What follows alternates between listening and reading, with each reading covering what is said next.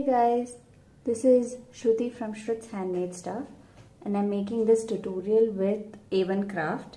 So Neha from A1 Craft had sent me this very beautiful mixed glass pearls, and I've decided to make an illusion necklace with them. So for this I will need my silver tiger tail wire, a silver lobster clasp, 2 crimp beads, 2 crimp covers, 4 silver jump rings, 3 silver jump rings, and of course these pretty pearls. So as you can see, I've already laid out my pearls on the bead mat. This helps me string them faster. So I will be making a necklace which is princess length, which is around 17 to 19 inches. So let's measure out the string. I will be needing 2 strands.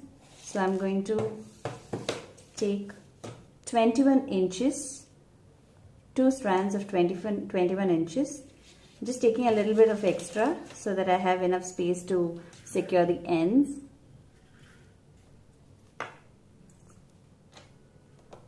So I will be using my round nose pliers and flat nose pliers. I couldn't find my wire cutters, so I'm using my scissors for the tutorial. But otherwise, your wire cutters are the best tools. For the tiger tail, it's fine if you use the scissors, I guess. But otherwise, you need your flesh cutters. So I'm going to secure one end of this necklace so that it's easy for us to string the beads. So I'm putting in the crimp bead. Now once the crimp bead goes in, I'm just going to put in a jump ring. I'm going to loop it and put the strings back into the crimp bead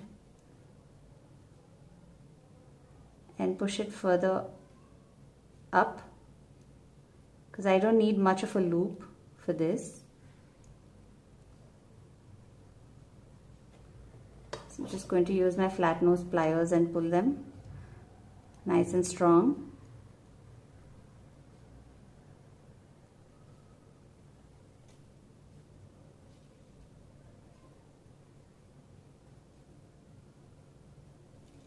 So after this, I will be attaching my crimp cover.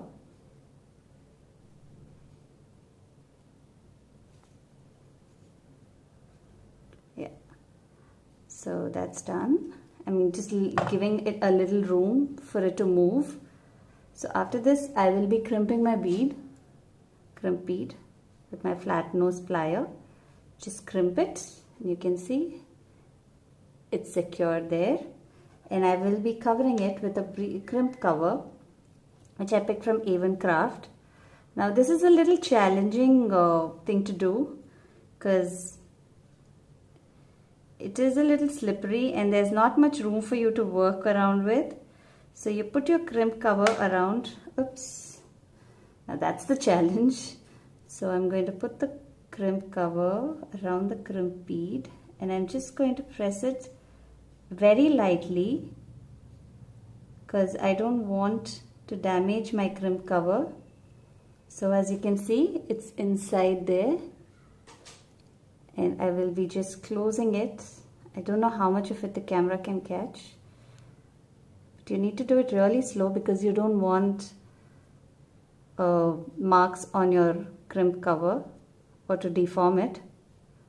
So take your time and close it. Now it looks like a nice silver bead, and that's one end of your necklace secure. So I'm just going to cut this extra wire that we have over here. Now, this is why you need your wire cutter because they cut it really very neat. Yeah, so that's done. I'm going to start stringing for the illusion necklace. So as you can see, I have laid out the design. So I have 8 6 mm beads, and I have filled them with 4 mm beads in between, and I have added the 2 mm beads between each bead. And the 2 mm beads are the ones that are going to hold the beads in place and help us give the look of illusion. So start off with my 2 mm, and the only thing that you need to remember when you make this necklace is that the 2 mm bead has to go in completely, like 2 mm, both the strands go in for the 2 mm. Nice and secure. Just put in the extra wire that is out, just put that inside the bead. That way you have nothing coming out or poking. Now that's secure. And then for the next one, you just put the big bead, the 6 mm bead, into one strand. Not both the strands, only one strand. Push it right in.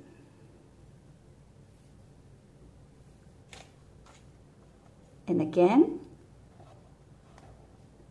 the 2 mm would go into both the strands.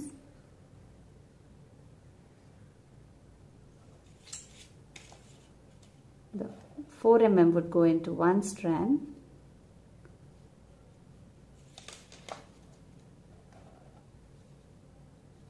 Again the 2 mm, both the strands. Now there are different ways to create an illusion necklace.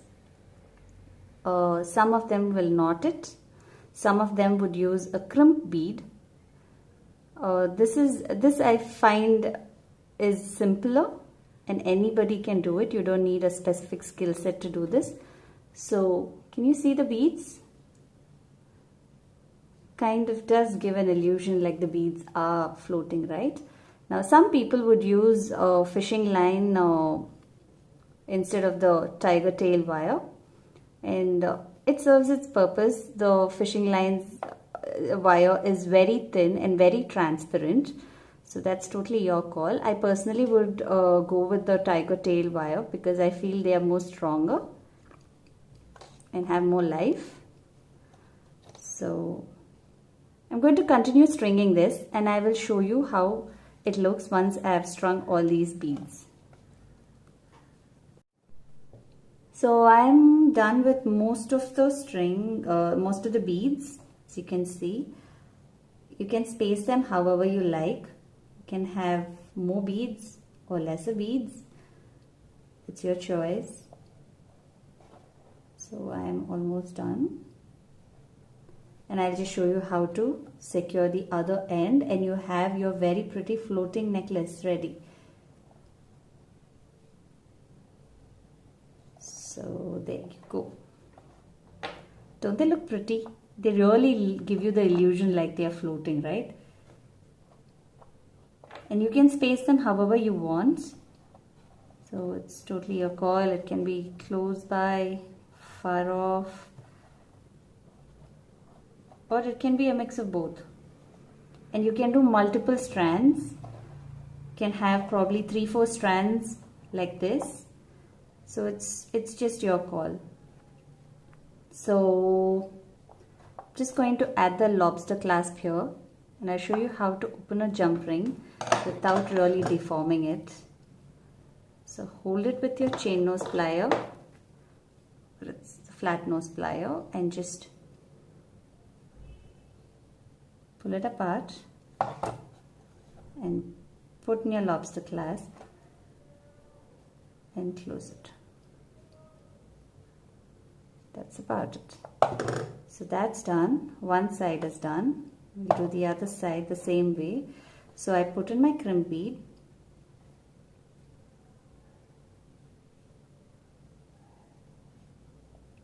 and then I put my jump ring in, and I loop it through the crimp bead. Now I have enough space here, so I'm just going to pull it more. You can cut the wire, excess wire, but I want it as close as possible to the white pearl. So I'm just going to pull it a little more tight.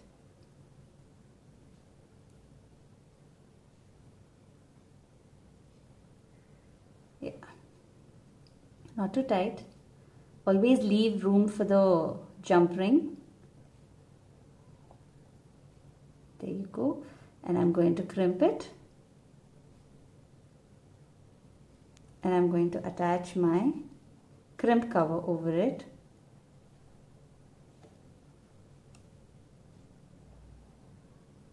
Crimp covers have a mind of their own, so you need to be a little more patient with them.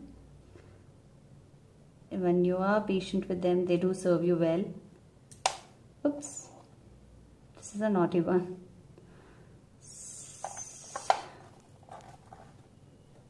Okay, patience. Anyway, so there we go.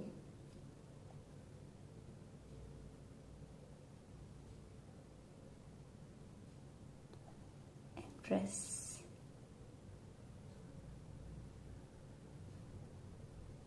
And it's almost closing.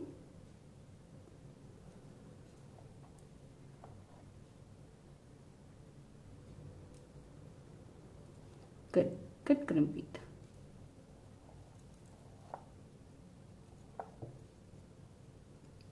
There you go. Secured nice and tight. So now I'm just going to go in and cut the extra wire.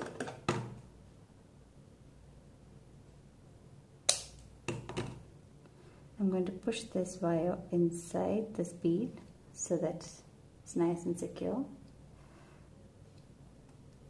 Now you can attach some glue over this. You get an industrial glue E6000. So you can attach that there and it's secured for good. So there you go. That's a very pretty